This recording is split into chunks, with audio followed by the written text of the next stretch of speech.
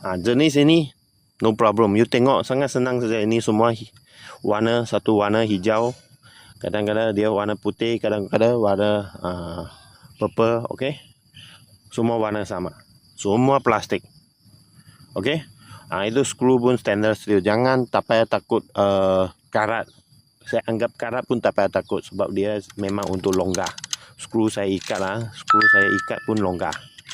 Okey.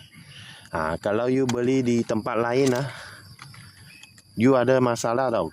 Kalau saya memang bagi dia longgar. Okey, longgar. Dan skru dia tak keluar. Ini pun tak keluar. Kalau you di tempat lain ini selalu keluar.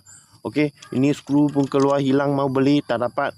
Okey, you cari balik itu seller, dia pun cakap sorry tak ada. Tapi okey, you beli dengan saya, ini saya sudah tahu lah masalah semua.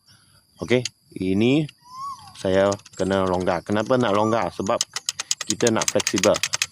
Kalau you ikat ketat dia tak boleh keluar tau. Itu sudah ada losses. So ini semuanya kena longgar. Skru ini, 3 skru ini kena longgar. Number 1. Okay.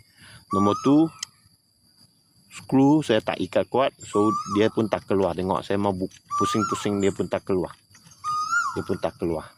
Nombor 3 ini. So sekarang saya terang apa beza orang lainnya dengan saya.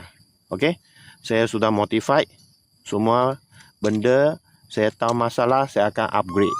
Saya tahu masalahnya, saya akan selesai dah. Saya upgrade supaya jeku tak ada masalah, tak ada headache. Okey.